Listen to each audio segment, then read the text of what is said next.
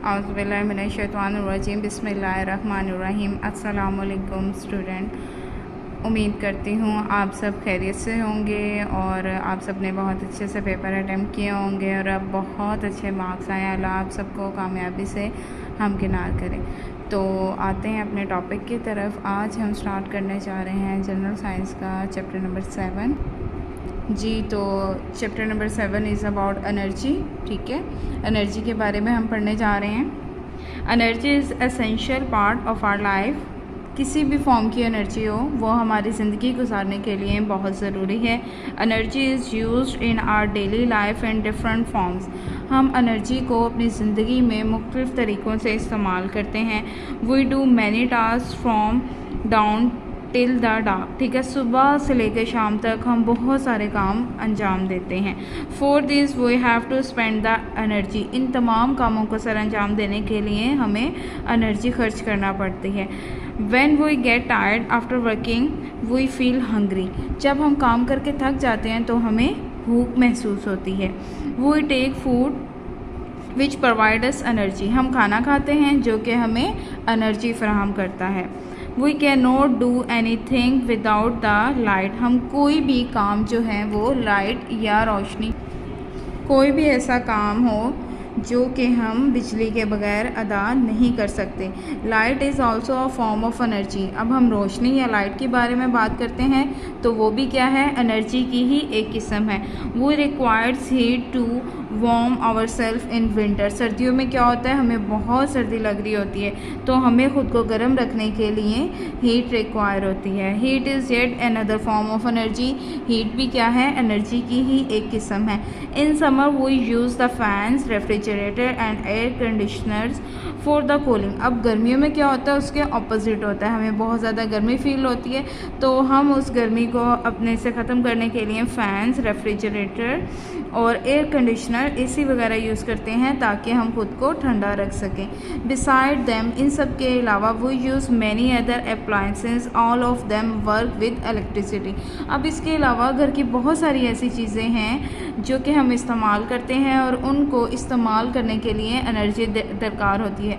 For example हम blender use करते हैं, उसके लिए हमें एनर्जी चाहिए होती है। ओवन यूज़ करते हैं खाना गर्म करने के लिए, उसके लिए भी एनर्जी यूज़ करते हैं।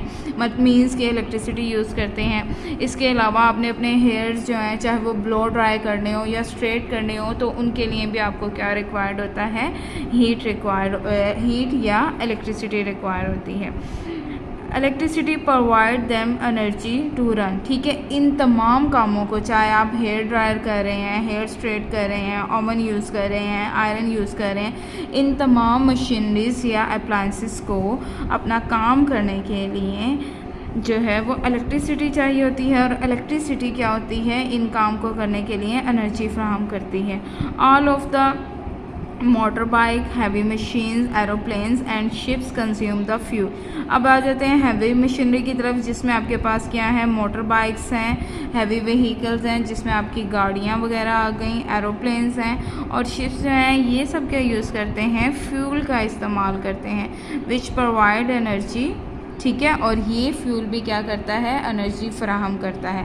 As our usage of machine increase, जैसे जैसे हम तरक्की करते जा रहे हैं, मशीनरी का इस्तेमाल बढ़ता जा रहा है। Our requirement of energy is also increases. उसके साथ साथ हमारी एनर्जी की जो तलब है वो क्या है, बढ़ती चली जा रही है।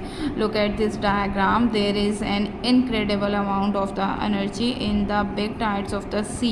इवन के जब समंदर की लहरें आती हैं तो आपने देखा होगा वो कितनी दूर तक मूव करती हैं और किस फॉर्म में मूव करती हैं। ये भी क्या है, एनर्जी की ही एक किस्म है। There is a positive and negative perspective of this. ठीक है, अब इसमें मस्बत पहलू भी हो सकता है और मनफी भी, दोनों इसमें पोशीदा हैं। So our next topic is about work and energy. ठीक है, वर्क और energy. For the proper definition of the energy we should first learn about the work. अगर हम एक एनर्जी की एक मुकम्मल तारीफ़ देना चाहते हैं तो उस डेफिनेशन को समझने के लिए उससे पहले हमें एक और चीज़ को समझना पड़ेगा और वो हमारे पास क्या है, वर्क। ठीक है, work, suppose a person works in a office for a whole day और वर्क होल्ड्स और a worker hold up a wooden box for half an hour. ठीक है, हम कहते हैं एक आदमी जो है ऑफिस में सारा दिन बैठ के काम कर रहा है, या जो एक काम करने वाला लड़का है वो क्या करता है, आधे घंटे से लकड़ी का बॉक्स उठाए खड़ा है और वो कह रहा है मैं काम कर रहा हूँ। Apparently both of them have perform work, जाहिर तो ऐसे ही है कि दोनों काम कर रहे हैं, but in the scientific term this would not be consider as work, लेकिन साइंस की रूह से इसे वर्क का नाम नहीं दिया जा सकता। There is a proper definition of the work in physics, अगर हम फिज़िक्स के रूह से बयान करें तो वर्क की एक मुकम्मल डेफिनेशन है।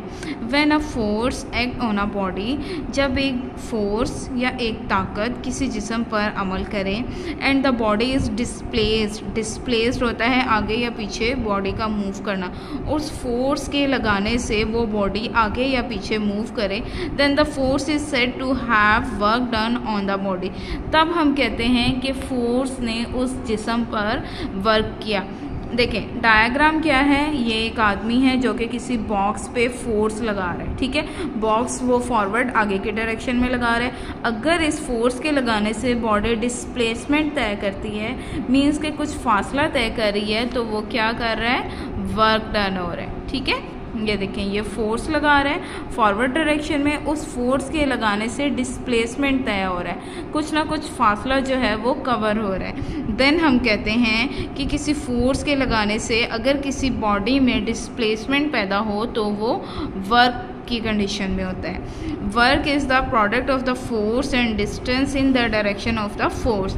अगर अब हम वर्क को साइंस के डेफिनेशन में या फिज़िक्स के रूप से बयान करें तो क्या होगा, वर्क प्रोडक्ट है फोर्स और डिस्टेंस का in the direction of the force, मतलब जिस डायरेक्शन में फोर्स लगाई जा रही है उसी डायरेक्शन में वो बॉडी जो है वो डिस्टेंस तय करे, तो इन दोनों का प्रोडक्ट या जो मल्टीप्लाई करके आएगा वो आपका क्या कहलाएगा, वर्क।